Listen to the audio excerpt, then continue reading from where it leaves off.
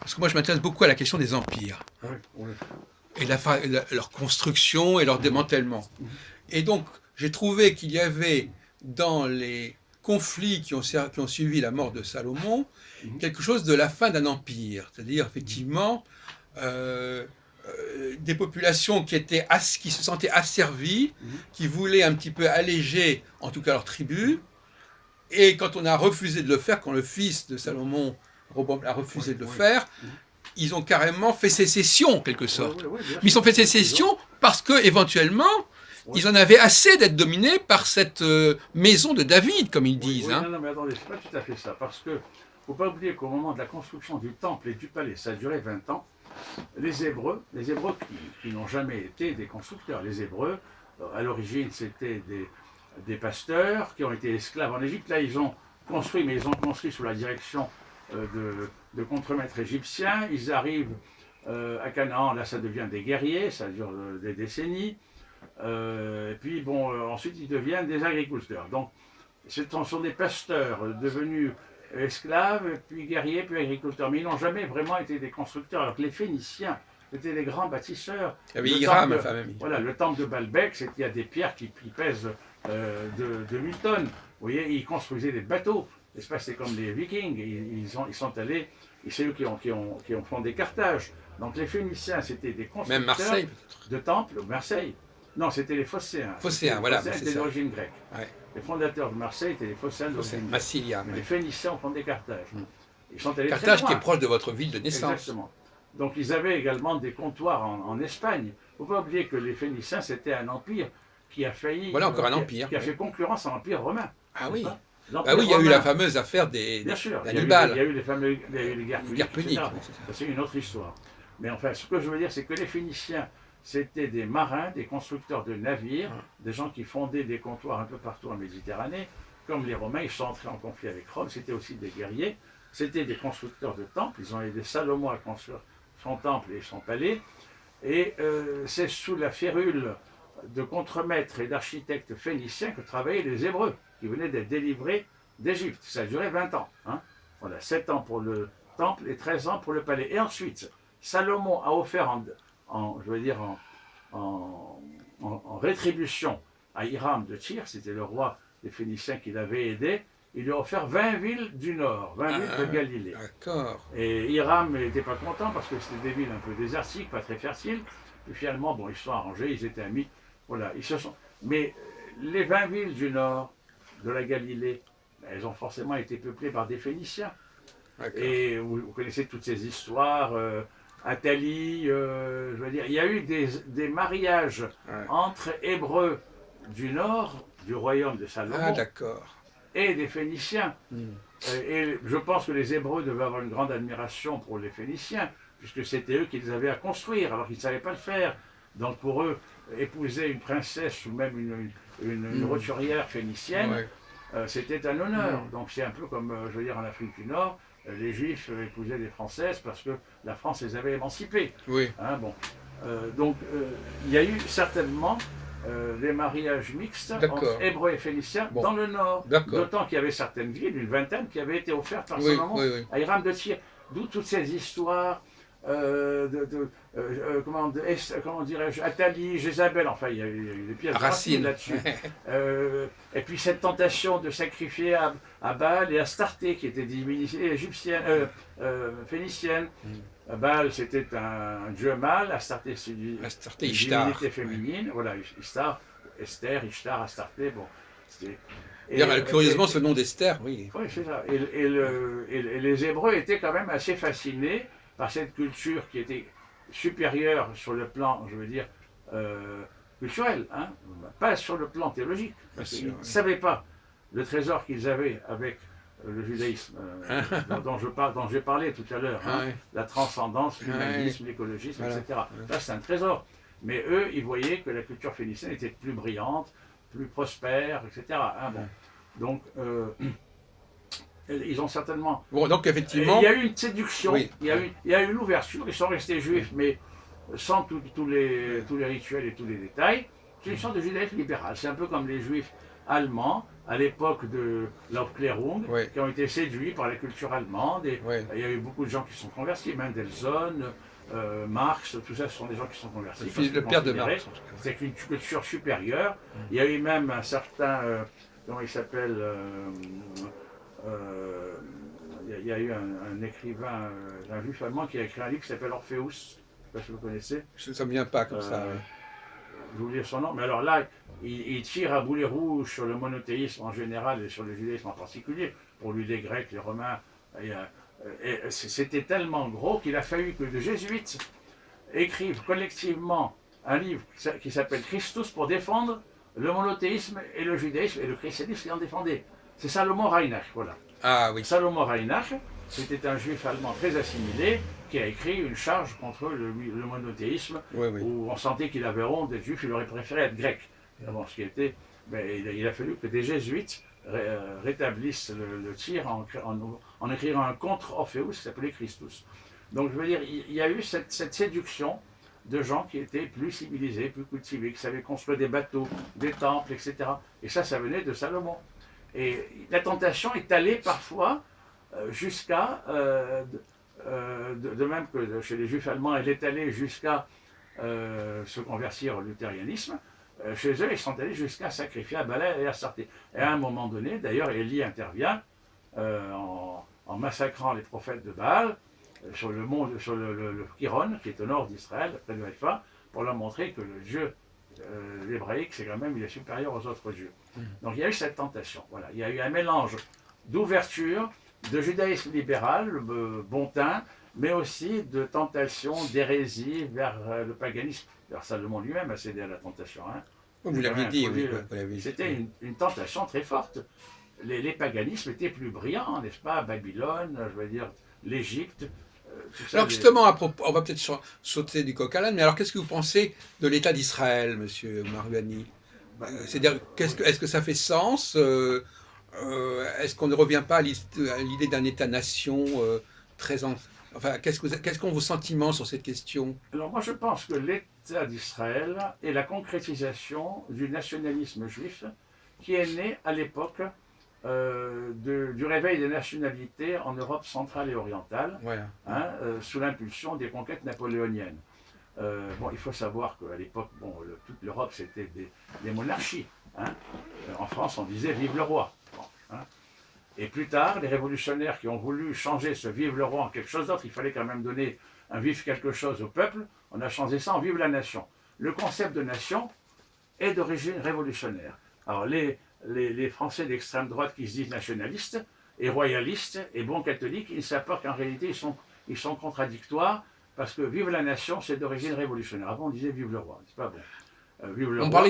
Excusez-moi de vous interrompre, on parlait quand même de la nation juive. Je ne sais pas si vous êtes au courant. Oui. Mais ça désignait une communauté. Non, non, attendez, il faut bien comprendre. Je parle en France. En France, on parlait de la nation. On disait la nation juive. Je sais, je sais. Enfin, là, je ne veux pas parler de tout en même temps. D'accord. Si vous prenez l'Encyclopédia Judaica, ou je crois que c'est l'Encyclopédia Britannica plutôt, du début du XXe siècle, je crois d'une version 1905 par là. Voilà, oui. Vous verrez on dira qu'en Tunisie existaient plusieurs nationalités. Il y avait la nationalité maltaise, la nationalité sicilienne, Voilà. la nationalité juive. Voilà. C'était une nationalité. Voilà. En fait, on voulait dire une communauté. Oui, c'est ça. Voilà.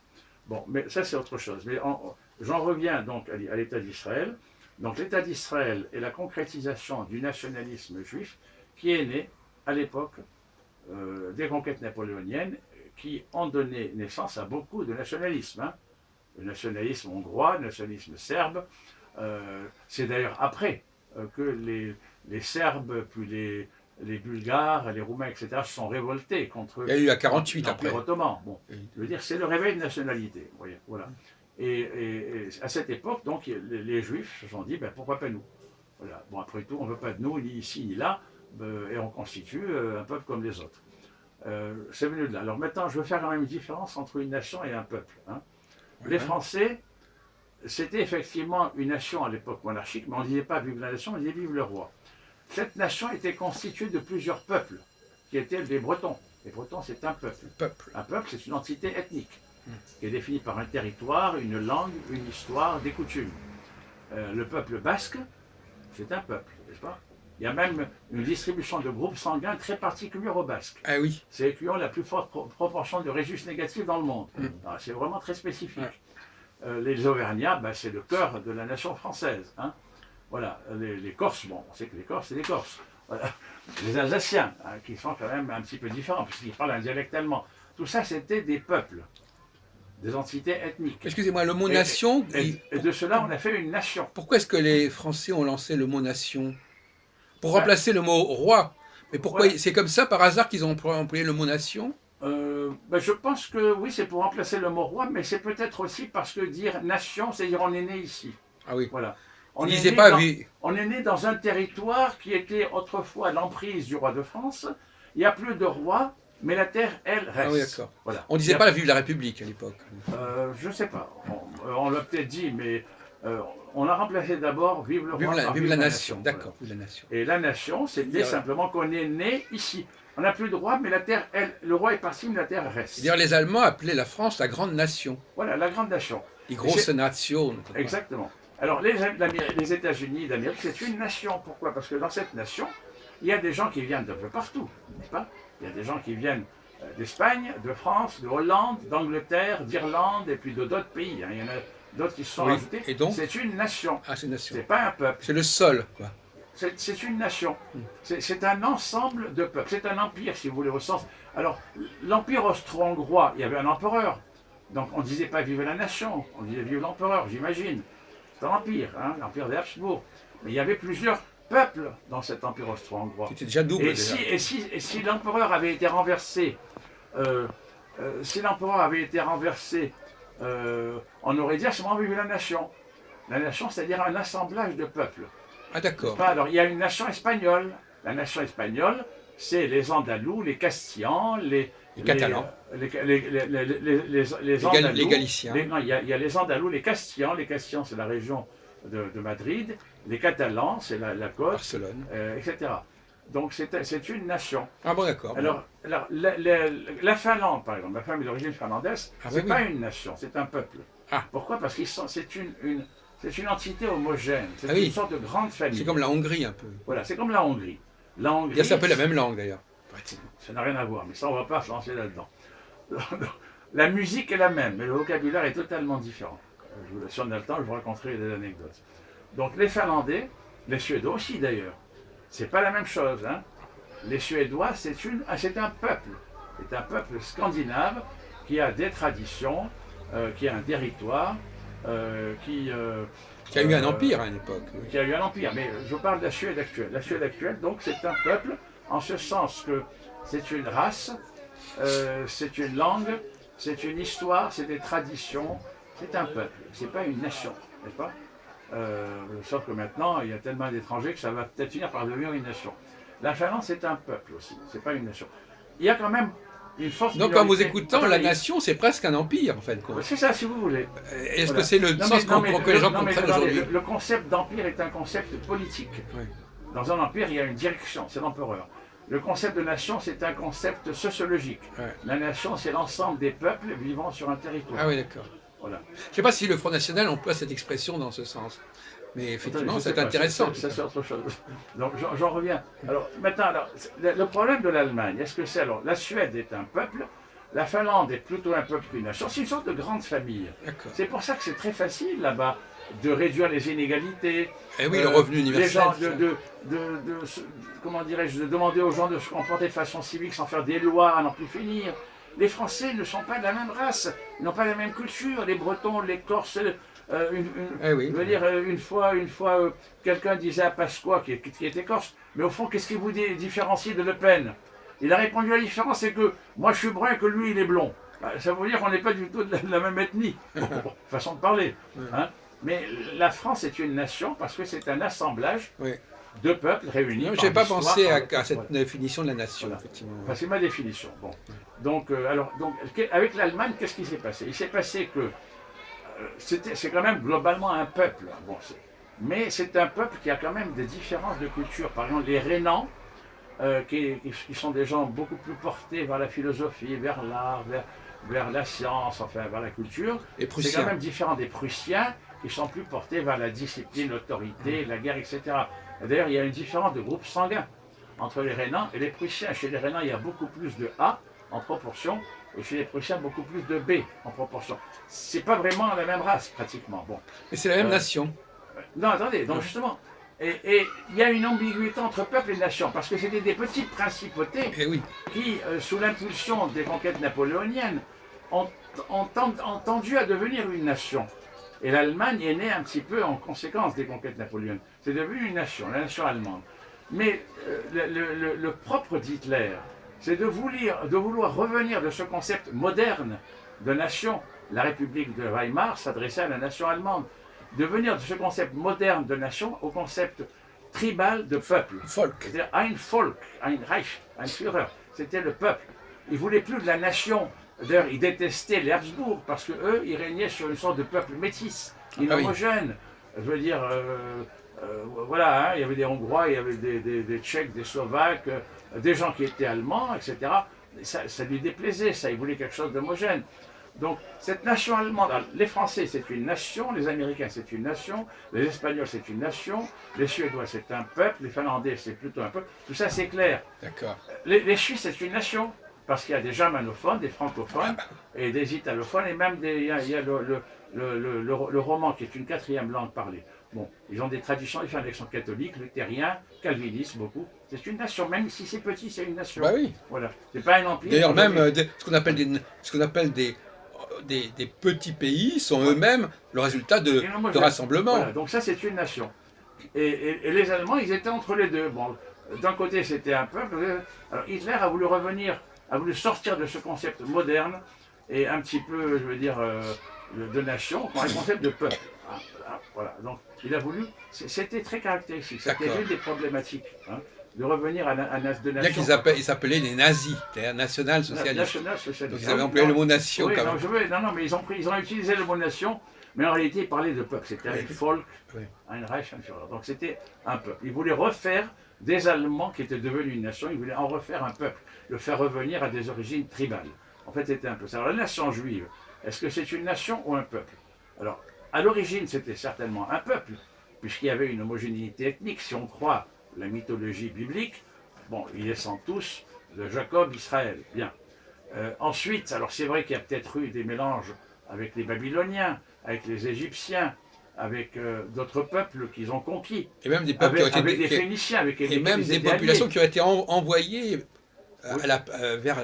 pour peupler la Palestine.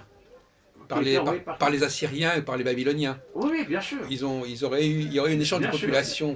Bien sûr. Et puis alors, les Juifs... Puis il y a l'histoire des Khazars aussi. Alors, les Juifs qui avaient été déportés à Babylone, il ne faut pas oublier qu'Ezra leur a dit, vous répudiez vos femmes étrangères, etc. Parce que les Juifs avaient tendance, ils étaient quand même séduits par la culture babylonienne, qui était supérieure, jardin suspendu, etc., musique, etc. Bon, ils ne connaissaient pas ça. C'était des ploucs. Hein. Ils avaient un message spirituel exceptionnel, mais sur le plan culturel, c'était des ploucs. Donc ils étaient séduits par cette culture brillante, la lumière de la ville. Voilà. Donc, et Ezra leur a dit pas du tout, il faut revenir, comment on dirait, répudier vos femmes étrangères. Il y en a qui l'ont fait, il y en a qui n'ont pas voulu le faire, qui sont restés sur place. Bon. Donc, les Juifs, qui étaient un peuple à l'origine, sont devenus une nation. Aujourd'hui, c'est une nation. Vous avez des Juifs de toutes origines, hein. Même au point de vue des rites. Vous avez les Ashkénazes, vous avez les Séfarades, vous avez les Orientaux, vous avez les orthodoxes, les libéraux, les ultra-orthodoxes, les ultra-libéraux, les laïcs, la gauche, la droite. Vous avez même des juifs en Afrique, en Chine. Donc, c'est devenu une nation. Et Israël, ce n'est pas un peuple, c'est une nation. C'est un léoum, ils appellent ça le léoumi, c'est-à-dire la Banque nationale. On dit peuple d'Israël, léoumi Israël, ça veut dire... On dit peuple d'Israël. Goy, alors il y a Goy Israël. La banque Léoumi et Israël, ça veut dire la banque du peuple d'Israël. Hein. C'est la banque nationale. La banque nationale. Oui, alors Léoumi, on traduit par national, mais Léoumi, ça veut dire peuple. Comment on dit nation en hébreu? Léoum. Léoum, c'est nation. Et peuple, c'est Am ou Goy. Voilà. Donc, Am, c'est peuple, et Léoum, c'est nation. Donc, c'est bien une nation. Même le nom de la Banque nationale d'Israël porte le nom de nation. Et même la bibliothèque, Sifria Léoumite, c'est la bibliothèque nationale. Donc c'est une nation.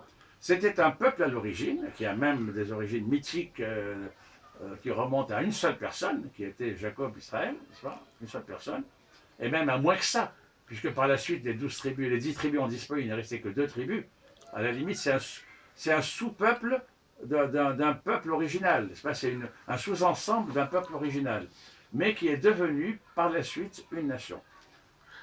Oui, non, mais écoutez, moi je ne connaissais pas cet emploi, il ne me gêne pas spécialement, mais est-ce qu'il est, excusez-moi de vous poser la question, d'où ça sort? Ce sont des distinctions qui sont connues entre peuple et nation, ou c'est vous qui l'avez inventé? Enfin, je pose la question un peu naïvement. Moi, je vais vous dire, je lis beaucoup de choses. Mais parce que j'aimerais bien que vous me retrouviez l'origine de cette distinction. Je veux dire, moi, je lis beaucoup de choses, je passe mon temps à lire. Alors, il y a des choses qui me restent dans la tête, il y a des choses que j'oublie. Parce que ça n'est pas un usage habituel. Moi, je suis pas contre. Pour moi, nation, pour moi, ce que vous dites sur la notion, ça vaut pour l'empire. Effectivement, ça veut dire c'est à peu près la même chose. Oui, en mais fait, l'empire, c'est un concept politique. Oui. Non, mais je sais pas. Moi, de toute façon, je suis pas contre votre propos. Je dis simplement que j'aimerais savoir s'il est orthodoxe, c'est le cas de le dire ou pas. Ben, j'en sais rien. Je Parce sais que pas si j'utilise cette expression dans un texte que je prépare, en disant voilà. Oui, à la limite, je serais obligé de citer votre nom. Si non, mais c'est cohérent avec tout ce qu'on peut lire ici et là. Je ne sais pas si c'est dit explicitement quelque part, mais c'est cohérent avec tout ce qu'on peut dire ici et là. Je n'en revendique pas la paternité parce qu'il se peut que je... Moi, je préfère employer le mot empire, pour dire la vérité, pour dire la même chose que vous. Le concept d'empire... Non, mais je préfère l'employer dans ce sens-là. Bon, si vous voulez. J'emploie le mot empire, là, vous employez le mot nation. Mais pas nécessairement, parce que le royaume de France, c'était pas un empire. Bon, ou alors il fallait croire que c'était déjà un empire. Vous savez qu'on le disait, d'ailleurs, je crois qu'à l'époque de François Ier, on disait déjà le roi de France est empereur dans son royaume. Ah ben voilà, c'est peut-être ça. Donc je dis bien, ça veut bien dire que le terme d'empire est un concept politique. En tout cas, on a parlé, pour parler de votre histoire personnelle, on parlait de l'empire colonial français. Oui, ça c'est autre chose, parce que les Maghrébins n'ont jamais fait partie de la nation française, n'est-ce pas? C'est un empire, oui. Voilà un exemple. Ah oui. L'empire anglais ou l'empire français avait des peuples différents qui n'ont jamais fait partie de la nation française ou anglaise. La nation, c'est quand même disons... Ah ben non, parce que vous êtes en train de nous dire que justement la notion d'empire, ça recouvre la notion... Alors je comprends encore. Attendez. Ça recouvre la notion de nation, alors justement. Non. Ce sont des choses maintenant, vous distinguez empire et nation. Voilà, je veux dire, selon moi, c'est mon opinion et je la partage. Allez-y, développez. Comme disait Joseph Proudhon, c'est mon opinion et je la partage. Oui. Le concept d'empire est un concept politique. Il y a eu l'empire britannique, qui était le plus étendu du monde, je me rappelle dans mon enfance, sur les cartes, c'était en rose. Et puis l'empire français, qui était le deuxième en étendue, c'était en mauve. Voilà, les deux grands empires, l'empire français et l'empire anglais, britannique. Oui, vous êtes né quand même complètement là-dedans. Mais dans ces empires, il y avait des peuples qui faisaient partie de la nation française, les Corses, les Bretons, et d'autres qui n'en faisaient pas partie. Faisaient partie de la nation. Mais, alors les Algériens aussi, parce que l'Algérie c'était une partie de la France. Mais donc c'est dans un problème juridique alors à ce moment-là. Voilà, c'est juridique. Alors que l'Indochine, la Tunisie, le Maroc, la Syrie, Liban, qui étaient des protectorats, où ils ne faisaient pas partie de la nation française. Ils faisaient partie de l'Empire, mais pas de la nation. Donc il y a une différence. C'est comme l'Autriche-Hongrie. Il ne faut pas oublier que l'empereur d'Autriche-Hongrie, il y a 2 têtes. N'oubliez pas que l'emblème des Habsbourg, c'est 2 têtes. Oui. Pourquoi? Alors, ça peut il y avait le roi et empereur. König et Kaiser. Voilà, on peut dire le Kaiser. On peut dire König et Kaiser. Je ne sais pas quel est le vrai sens. On peut dire aussi pouvoir spirituel. König, c'est le roi et Kaiser, c'est le César. C'est la déformation allemande de César. On peut aussi vouloir dire roi des Autrichiens d'un côté et roi des Hongrois de l'autre. Parce que, vous savez, par exemple, l'empereur de toutes les Russies. On disait de toutes les Russies. Le tsar, oui.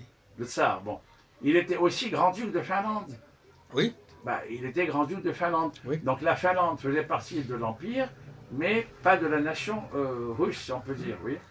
Non, je veux dire, ce sont des concepts qui se recouvrent. Il y a un recouvrement, mais qui ne s'identifient pas. Mais si on laisse de côté la dimension juridique, il y avait quand même, on ne peut pas dire que la Tunisie ne faisait pas partie d'une certaine forme d'empire français, quelque part. Elle faisait partie de l'empire français. Mais même... la nation française. Oui, mais alors justement, la nation... Alors c'est pour ça que pour moi, d'après votre définition, la nation, Oui. ça englobait tous les pays qui faisaient partie de cet empire. Non, non, non. On n'a pas, alors, je suis désolé, mais Mais non, parce que écoutez, vous dites que l'Algérie faisait partie de la nation française et pas la Tunisie. Parce que l'Algérie. Mais c'est des questions de c'est purement du juridisme. C'est ça. ce que je dis. Je dis que la notion d'empire est une notion politique et juridique, alors que la notion de nation, c'est une notion d'histoire, de langue et de culture commune. Hein, commune par la force des choses. Alors vous allez me dire les Bretons et les Corses. Attendez, vous me dites que l'Algérie fait partie de la nation française. Oui, parce que l'Algérie était divisée en 3 départements français. L'Algérie, c'est. Mais si on s'était amusé à diviser la Tunisie en départements.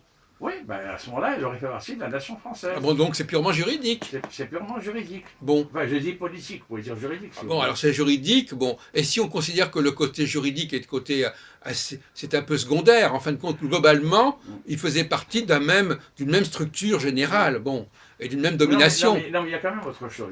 Parce que je dis que l'Algérie faisait partie de la nation française juridiquement. Mais malgré tout, il y a quand même autre chose. C'est que la France métropolitaine, hein, la métropole, comme on disait, bon, elle était constituée de peuples très divers. Hein, les Bretons, les Corses, les Basques, les Alsaciens, les Auvergnats, c'est très différent. Et il y a plus de différence entre un Auvergnat et un Alsacien qu'entre un Auvergnat et un Algérien. Bon. Oui, c'est vrai, c'est pour ça mais il y a quand même un élément unificateur qui est le catholicisme. Il ne faut pas oublier, ça on ne veut pas le dire, mais l'Europe a des racines chrétiennes. Oui. Et donc l'Algérie en particulier, et la France en particulier, fille aînée de l'Église. Hein. Pourquoi on dit que la France est fille aînée de l'Église? Parce que Clovis